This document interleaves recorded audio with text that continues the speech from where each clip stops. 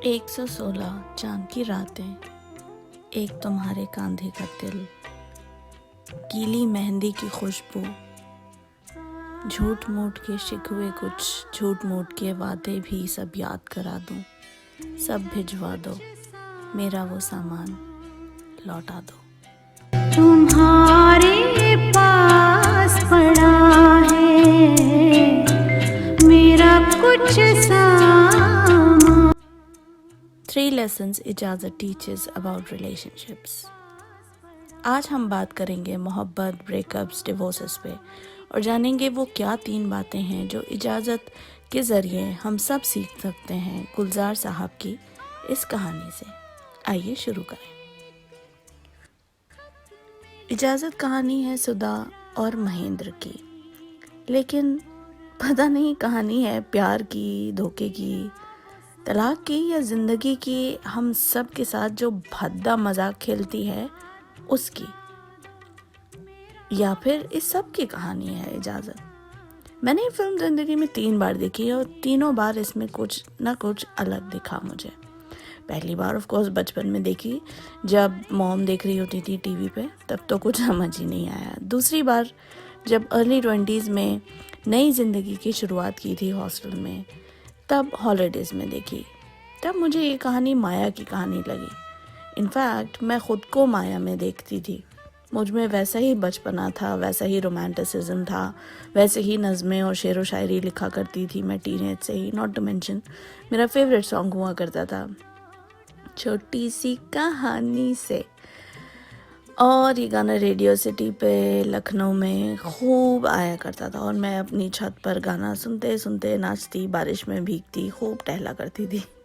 पूरी माया।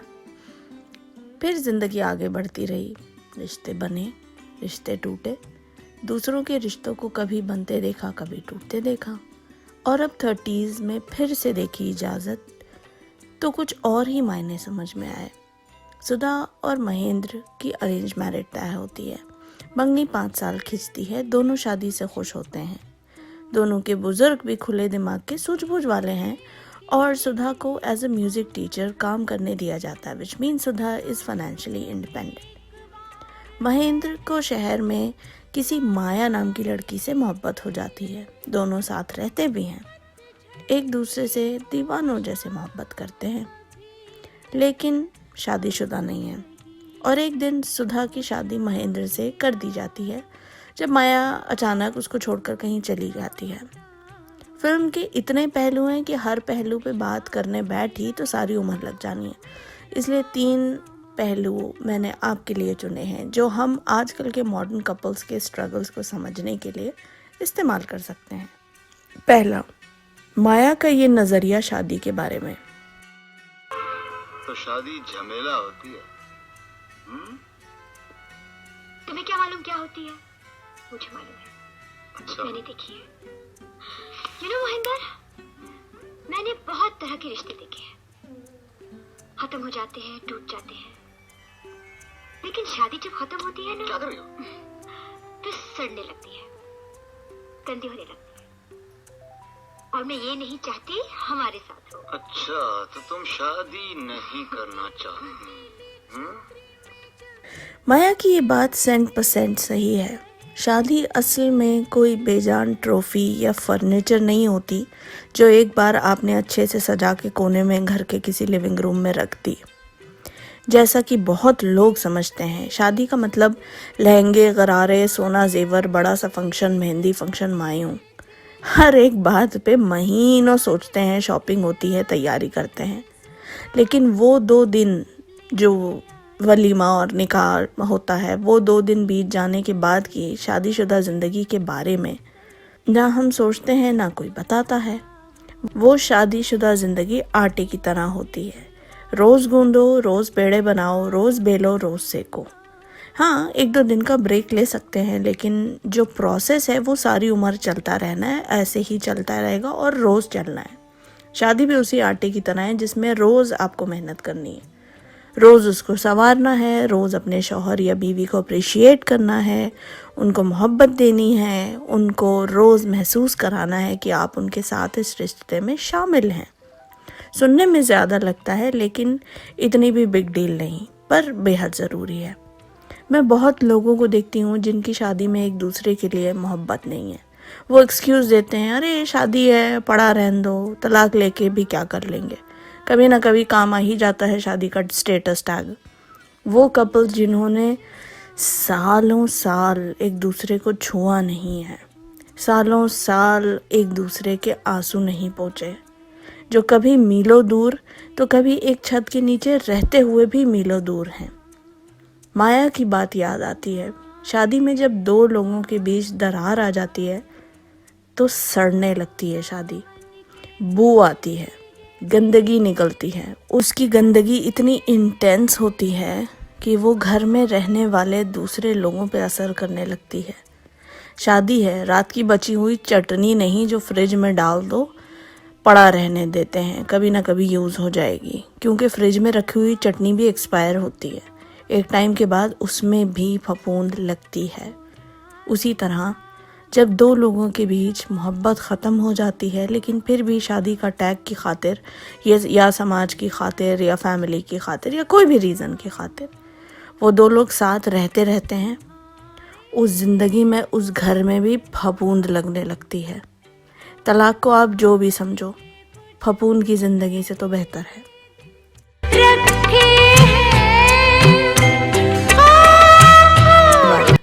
कभी किसी का बैकअप बनकर शादी मत करो।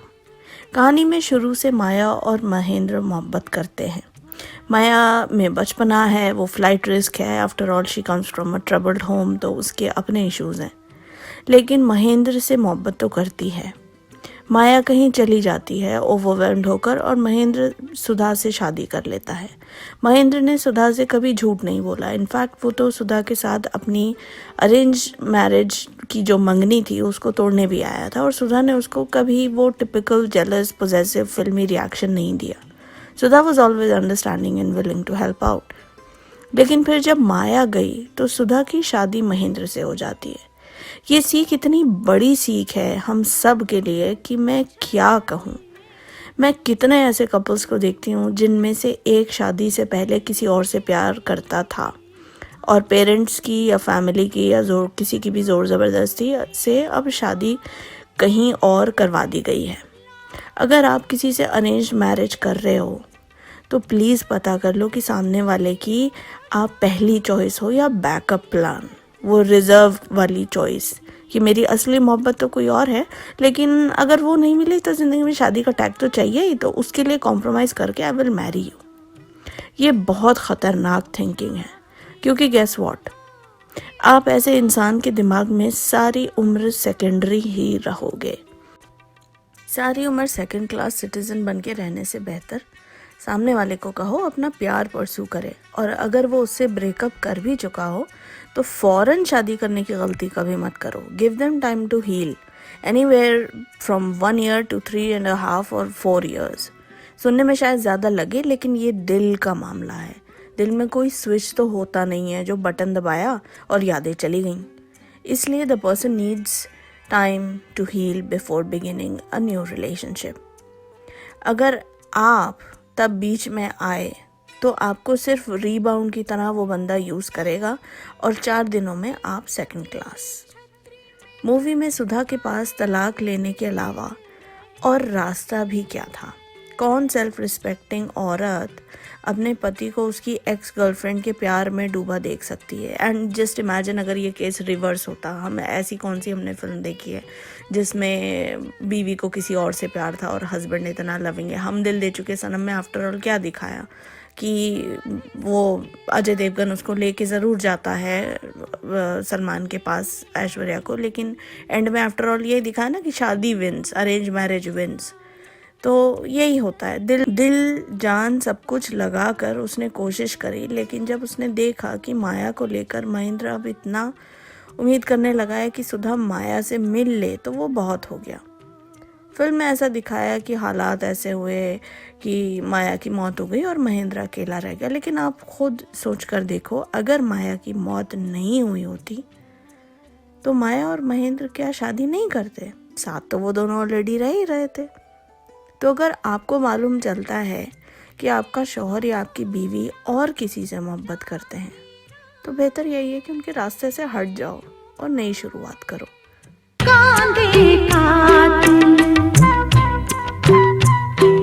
नंबर 3, एक लड़की की मोहब्बत और एक औरत की मोहब्बत में फ़र्क। ये सुनिए। सुबह सुबह कितने कप चाय पीते हैं आप? जितने मिल जाए। और अगर ना मिले तो मांगता रहता हूँ जब तक मिल ना जाए। तो फिर आप बेशक मांगते रहिए, चाय तो और नहीं मिलेगी। वजह पूछ सकता हूँ? न दूध है, न चाय, न चीनी। झूठ बोल रही हो? हाँ। बड़ी कमीनी हो। अरे बैठो बैठो ना, क्या सुबह सुबह बीवियों की तरह काम करना शुरू कर दिया? बैठो यहाँ। दुनिया के हालात सुनो। इंदिरा जी ने क्या छुट्टी की है जनता की। रायबरेली की सीट तो जीती और साथ में मजा आती है। अच्छा बैठ बैठ। इंटरेस्टिंग खबर सुना। रोनाल्ड रेगन के इलेक्शन से एक बात तो साबित हो गई। क्या? कि बुरे एक्टर प्रेसिडेंट जरूर बन सकते हैं। मुझे कोई दिलचस्पी नहीं। अरे सुनो तो, दुनिया में क्या हो रहा है उसमें तुम्हें कोई दिलचस्पी नहीं है? घर में क्या हो रहा है उसमें कोई दिलचस्पी है आपको? हाँ, क्यों नहीं है? क्यों भाई, क्या हो रहा है घर में? आपका नाश्ता तैयार हो रहा है।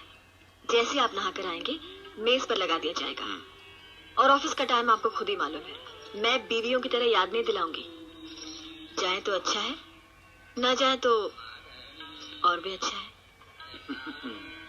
ये थी सुधा, जिम्मेदार, पतिव्रता, एक्सपर्ट बीवी।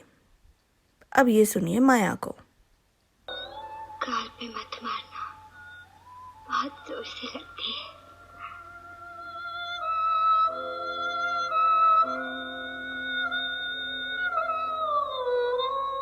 Many happy returns of the day. Which day? This one? ये जो किया है उसके लिए मुबारकबाद दे रही हो मुझे? टाइमिंग गड़बड़ हो गई ना।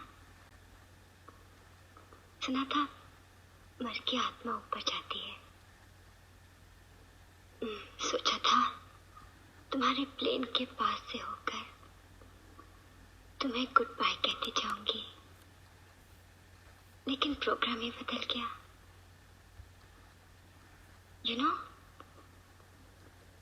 और आग से ज्यादा गोलियां खा लो तो भी नहीं मरता आदमी,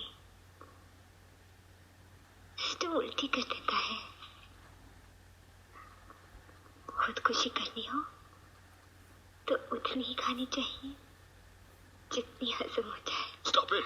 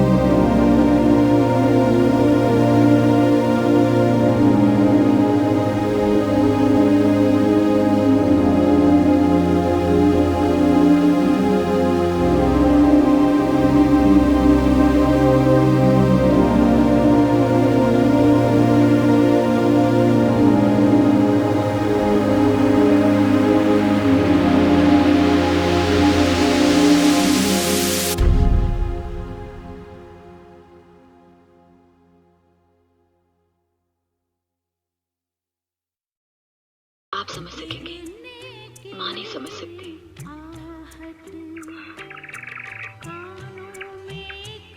और सच पूछिए तो इन्होंने एक पल के लिए भी बुरा व्यवहार नहीं किया मेरे साथ। दादू, इन्होंने आपको मान रखने के लिए इतना सहा है, आप उनका मान रखिए, कुछ मत कहिए उनसे, मत मिलिए।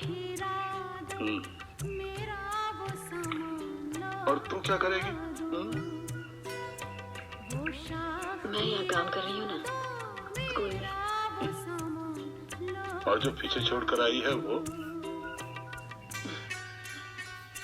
मैं तो बस निकल आई हूँ, इसे बहाना कह लो या कारण कह लो।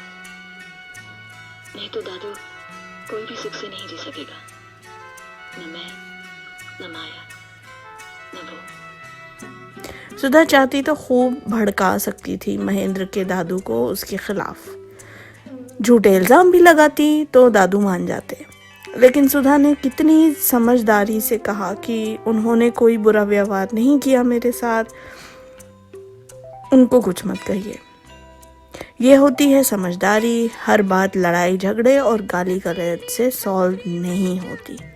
एंड जस्ट बिकॉज गाली गलौज नहीं हो रहा है, इसका मतलब ये भी नहीं है कि जाकर गले पड़ जाओ उस आदमी के जो क्लियरली किसी और लड़की से प्यार करता है। इसी ख्याल के साथ मैं आज का वीडियो ख़त्म करती हूँ। अगर आपको किसी मूवी की शादी या तलाक के सीन में कुछ सीखने मिला तो कमेंट सेक्शन में ज़रूर बताइए। खुदा हाफिज़। 100